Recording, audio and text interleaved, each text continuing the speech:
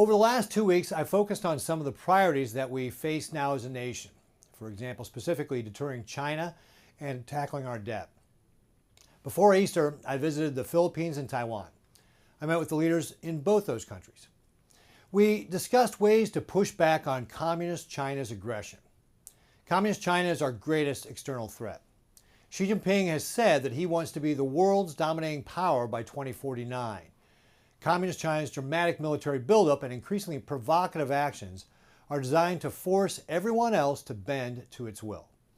Just this week, it took over an island in the West Philippine Sea. In the past, they have stolen intellectual property and continue to do so. They manipulate or disregard rules to gain advantages that risk our security, and that threatens our security and threatens the security of many of our allies and partners. We also discussed expanding trade opportunities for American producers. There's a lot of interest in signing new trade deals. For example, Taiwanese Vice President Xiao expressed an interest in buying more of our soybeans instead of buying them from Brazil. Others expressed interest in buying more of our natural gas. They know Communist China is a bad trading partner, and they want to work with us. There's a lot of opportunity, and we need to start cutting these trade deals. Last week, I held public events in western, central, and eastern parts of our state. For example, I hosted 3 town halls in Scottsbluff, Valentine, and Kearney. At these town halls, I shared updates on my work in Washington. I shared how I'm working with President Trump to secure our southern border, protect the 2017 tax cuts, and support Nebraska agriculture. I gave an update on how I'm fighting to address our $36 trillion in national debt, which is our greatest domestic threat. I also heard feedback and answered questions directly from Nebraskans. These conversations help me stay connected to the priorities and values of my constituents. In addition to the town halls, I also spoke at the Lincoln Chamber of Commerce. I gave a legislative update and answered questions about taxes, tariffs, and other topics.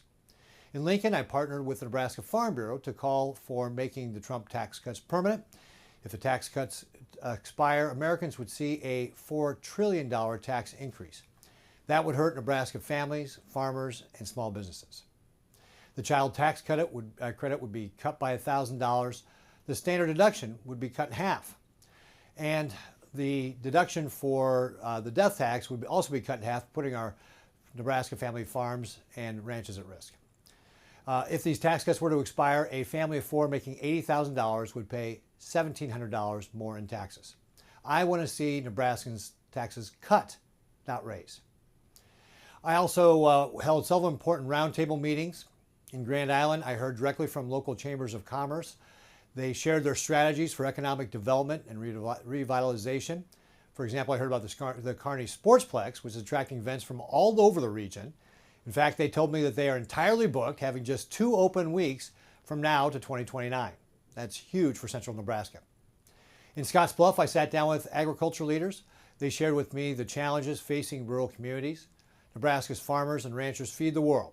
I'm committed to passing a comprehensive farm bill that delivers the tools they need to succeed.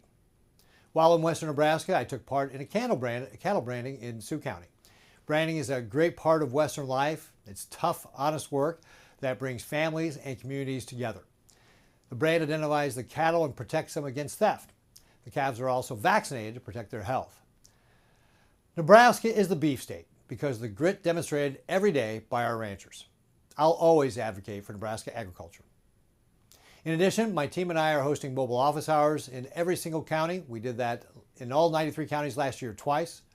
We help Nebraskans navigate the federal bureaucracy, and I'll continue fighting every day to make sure Nebraskans' voices are heard in Washington.